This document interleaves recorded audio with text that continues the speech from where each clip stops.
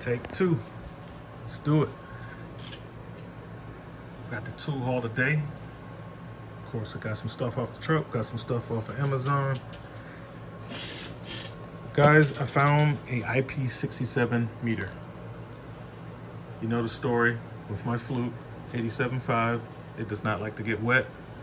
And I was on the search for a waterproof meter. This meter I bought specifically just for using in the rain. When it's pouring down raining and I still have to work, which is gonna be every time it's pouring down raining, I'm gonna still have to work. I got this meter, all right?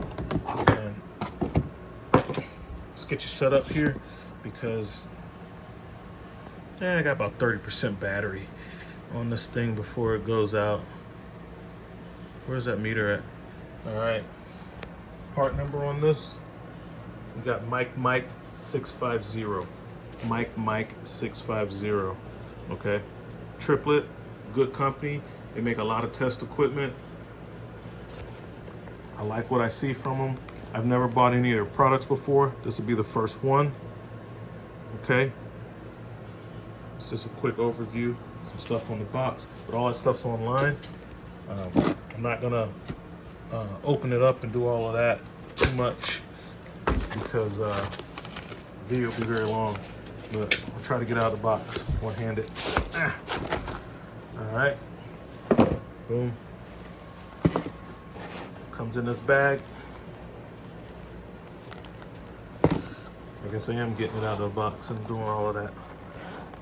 It's not like I'm a stranger to long videos, but this one will be limited because I only have 33% battery left. Open the bag. This is how it comes. Plastic over the screen. You have the leads. They're not silicone. They're not silicone leads, but you have to use these leads. That's one thing I didn't like, but like I said, I only bought this meter for working in the rain. That's all it's for.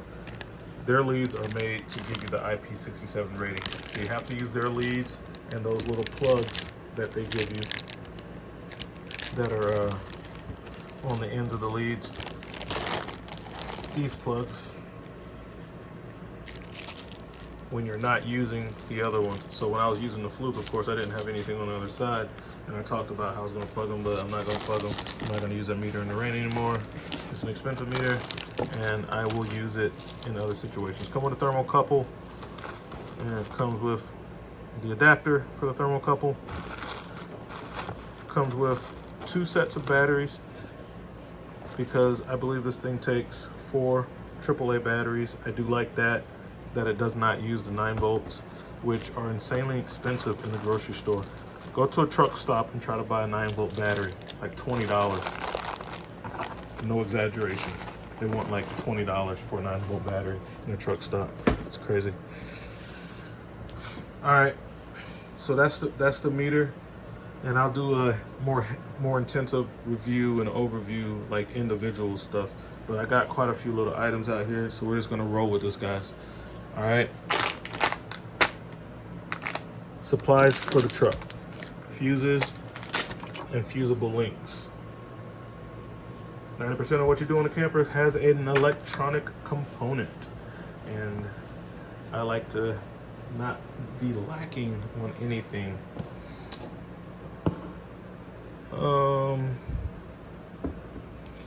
Yeah, switch that back. Now, one of my viewers, you know who you are, go ahead and chime off in the comments because you were telling me about this ratchet. I was talking about it. I knew they existed, and I have the swivel head compact ratchet from Snap-on, but when I was doing the Nipros review of how that has held up, this is what I wish I had to compare it to, and he told me how awesome these were. I have the swivel, which is the round head. This is the pear head, and this is the part number. Okay, it's not that bad. $150. It looked really good in the red and black. I like the way they did it. Mine is already dirty because I used it the same day I bought it. I bought stuff off the truck, put it in service right away. Worked on a generator today. oil, plugs, work great. Like the comfort grip for breaking the stuff free and not slipping in those little compartments like that, cutting my hand, stuff like that. I normally have on my gloves, but sometimes I slip and I take the gloves off for whatever reason, especially when it's really hot and my hands are getting sweaty. But this ratchet worked out great. This is the non-locking flex head version, and it's going on the tool truck, putting it in a good use. But yeah, they have a locking flex head version. I just closed off the window for it, but by accident. But they have a locking flex head version of this, and I seen it on eBay for like $200. I don't know why this ratchet is $200 on eBay. Well, a lot of times I see stuff on eBay that's cheaper on the Snap-on website. It's just easier just to buy it straight from Snap-on. Even if you don't have a dealer, you can just order the stuff online, guys. All right, moving right along. So that's the that's that guy with the compact head. All right. What do we have next? What do we have next? I think we got the tape measure coming up next. Now, I buy Snap-on tape measures. If you don't know, Snap-on tape measures, at least the ones I buy, they come with a lifetime warranty. Let's see what this one is coming with. Those silver ones that I was buying, yeah, lifetime warranty, non-repairable. Snap-on tape measures come with a lifetime warranty. This is the new style, like the toolbox, the ones that you, like if you work in a shop and you don't want to keep a tape hanging off, if you're not a carpenter, you're not going to keep it on you all the time. This is one for like the toolbox. It has a magnet on it, you stick it to the toolbox. I got the one that has the metric and the standard.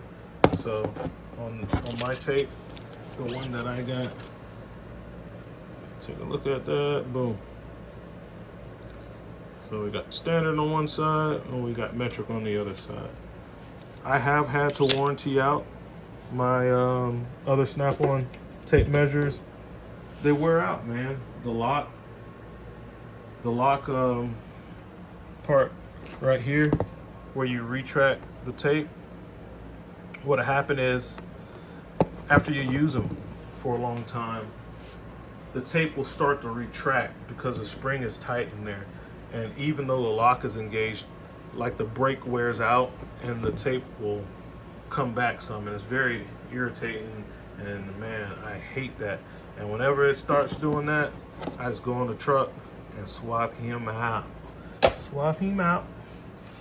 All right, what else do we have? So that's the tape measure. Let's get the part number on that. Oh, that's the Mac, by the way, that I bought. This thing is awesome. This computer, man, it was so good. I was so impressed with it. I bought a second one and gave it to my son. He does like audio and video editing and making music and stuff like that. So I went and got him a version of one of the new Macs, and he loves it. It's awesome. Okay. These tape measures are made in China, and I think the old ones are too. The ratchet, of course, made in USA, and that brings us to the 12-piece mini pick screwdriver set. There is the part number, green. There it is. The pouch was a big, besides the fact that I needed these for working on thermostats, is why I got these. I got these for a solution for which I have these in trays in my toolbox, but that's not a mobile setup. So I wanted a set that was all in a pack that I could take with me. So this is just exactly what I needed, and it has the picks, which I need the picks when you work on thermostat wire is in a small little hole the size of a quarter. I need to be able to stick the pick in there, grab the communication line, and then before I get to that point, to get the face plates and stuff off, I need the small like the 0, 00, and the blades are in like SAE sizes, and I can't remember what they call the what's the dimensions on those, but I need the small flatheads and the small Phillips and the small picks for getting into those thermostats and working on those thermostats. And the flathead also helps as a pry bar, but I keep those in my pocket for separating the plastic housings on that. So my RV guys, you guys already know that. If you don't, this is a great set. It has like a built clip thing on it, but I won't use it like that. Let me know if you do, or if this is a useful feature on the pouch, the built clip. I guess if you wore a tool belt or something, I don't know. I don't. But yeah, we got the green. I like the green. I'm not gonna rebuy all my tools in green just because I don't care about the colors that much.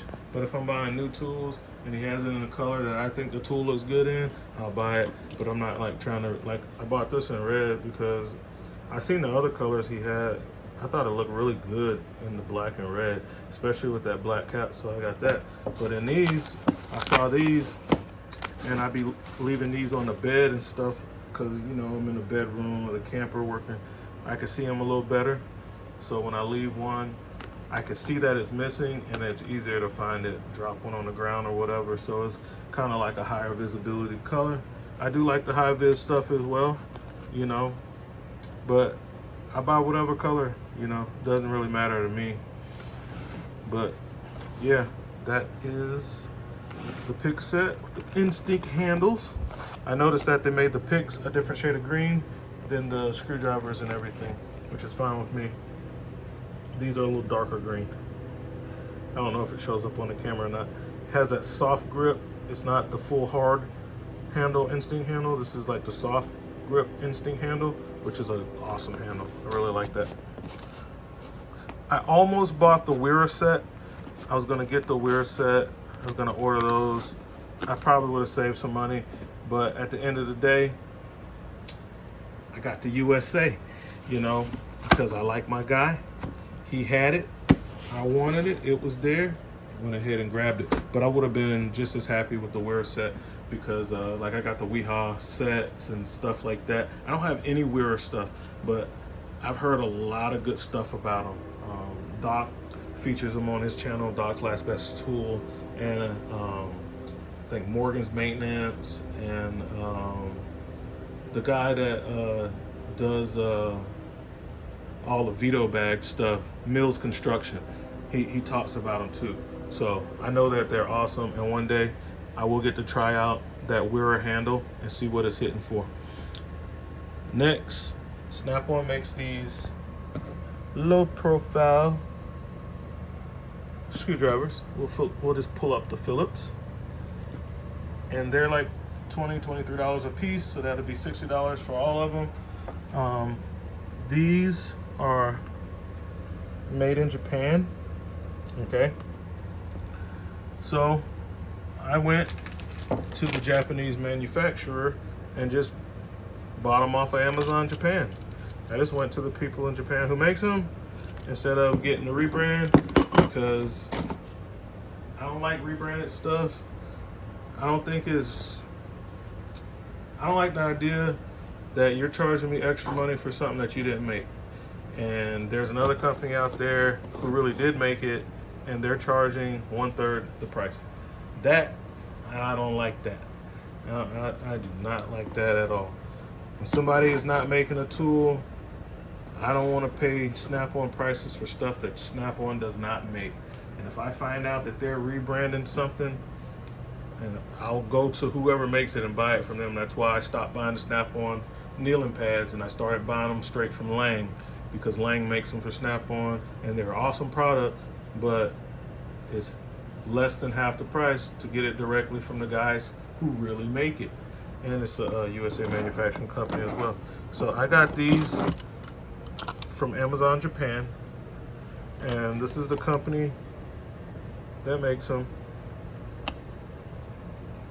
This is how they came. They had like a little bread tie on them. It's on a little keychain. And I'll pull up the Phillips. I looked at these real close before I ordered them. Let's see if we can get a close up. Clip. See the clip, see the clip. I was like, man, that's the same tool. I bought it off of Amazon Japan. So I got those. What these are good for, I know aviation, but on campers, Schwintek motors, especially when the room is not out very much and it's locked up and you got to get to that set screw that's holding in that motor.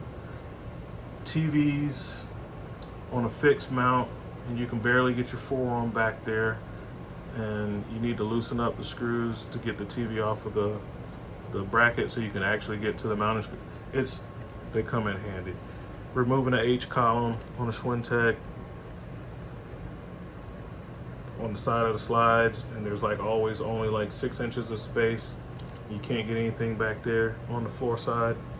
Yeah, these come in handy. What else we got? Oh, the big dog. The Monster Lithium. Part number right there. Got it as a kit. This is the best rivet gun that's out there, guys. Just go ahead and buy the Snap-on. If you don't have a power rivet gun yet, you know, I know Milwaukee is better than that one. DeWalt is better than that one. The Makita, man, it's almost half the price, and it's better than that one. And I'm gonna tell you why. This is why. This is made in Japan as well. If you know the manufacturing plant this is coming out of, it looks nothing like the Makita. Don't say it's a Makita. It looks nothing like a Makita. And the Makita is like $400 or $500 more than this. I think the Makita is like $1,400 or $1,500 bare tool. I don't know why the Makita rivet gun is so expensive. That's it right there, guys. It's the only one. See, Snap-on has a knack for doing stuff like that. Just like when they came out with their version of those mountain wrenches. You know, everybody rebranded the Cabos, their spline drive. Snap-on made them bigger, they made them longer, they made the beams beefier, like on their wrenches, and they made them 12-point. Reversible, just like any of the rest of their 45-degree wrenches. On this, they innovated again because you're getting 2 guns in one. It goes from 1/8 up to 1/4 inch, and those are the common sizes. Don't kid yourself. Listen, if you gotta go with the DeWalt, and I like DeWalt, Milwaukee, I got a lot of Milwaukee stuff. I got a lot of DeWalt stuff. I have one Makita, the XGT 3/4 drive, but this guy right here, mainly what you're using, especially on campers and race car trailers, enclosed trailers. 1/8 inch, so like your Airstreams, all of those are 1/8 inch rivets, right? On your specialized motorhomes, like your Earth Roamers and stuff like that, 3/16 inch rivets. And then on your race car trailers or anything that's using like a heavy duty rivet for like steps and awnings and stuff like that, where you can't use screws because they're just going to back out, 1/4 inch rivets. This does all of those, plus it has the let's see if we can get it in there. Plus it has a 5/32, which basically a 4mm rivet, which I have not had to use. Every time I'm using rivets, it's going to be an 1/8 inch, 3/16, or 1/4 inch rivet. Now, if you go with Milwaukee, that means you got to buy the M18 gun and you got to buy the M12 gun. I've used them. They're fine. But why buy 2 when you can get 1? DeWalt, you got to buy, it's where 1 stops off, the big gun's not going to do the 1/8, and the gun that does the 1/8 is not going to do the 1/4. They make it to where you gotta buy 2 guns. Snap-on made it easy for you. It's an awesome gun, and it does all the sizes you need. Has this flip up thing on the top. And that's why this is the best rivet gun. And like I said, it's made in Japan. Not made in USA, but I believe all the Milwaukee power tools are made in, well, I'm not gonna say all, because I hate when people make blanket statements, because I don't know all of their tools. But a great number of Milwaukee power tools, at least all of the ones that I own, they're made in China. And that's just the way it is. It's the electronics, all the electronics and the battery technology and all that stuff like that. We don't have the manufacturing for that here. We used to. We need to get back to having everything made over here. But for right now, we don't. And they're outsourcing the stuff. So instead of going to China with this one, Snap-on went to Japan. Oh yeah, oh yeah. Ooh. Yeah, she ready. I got a lot of Snap-on 14.4 stuff, and I like that now I can take the 14.4 charger out of the truck and just put this charger in and charge both of my batteries. They do have a fuel gauge on this battery, and this is my first, and it needs to be charged. This is my first 18-volt Snap-on tool, because I don't buy their 18-volt stuff because it's mainly big impacts and whatnot, and drills, and their power tools for impacts and drills and impact drivers, it just doesn't stack up to DeWalt and Milwaukee. It is what it is. DeWalt and Milwaukee make better impacts, drill drivers, and impact drivers than Snap-on makes. Now, I like the Snap-on 14.4 stuff. I like their screwdriver guns. I love the toggle switch. I like their low-powered impact wrenches, like the CTS stuff, like the 3/8. You know, it's not insanely powerful, but I knew that before I bought it, because I didn't want it for application like that. Actually, I want the control of that toggle and something that's not a torque monster, so I don't tear up stuff when I'm working with delicate stuff on some high-end cars or motorhomes and stuff that I'm working with, and I can't afford to bust them up. I mean, I got some DeWalt impact drivers that take off lug nuts, you know. They're just really torquey. So that's what we got, guys. Massive little tool haul. I'll go into detail on another video. This Mac computer is working out awesome. Love it. And bought a second one for my son. Does video editing, music creation, production, stuff like that. I don't really know a lot about it. He does that intro for me that I've been using lately. He does a lot of stuff like that, commercials. He's pretty nice. But these are the tools. I'm gonna get this uploaded for you guys, and I'm gonna catch you later, because it's about bedtime for me. 10:34. My watch is already gone to sleep. I gotta be up at 7, so I gotta get this money. I'll get you guys later. RV Tech Pro out.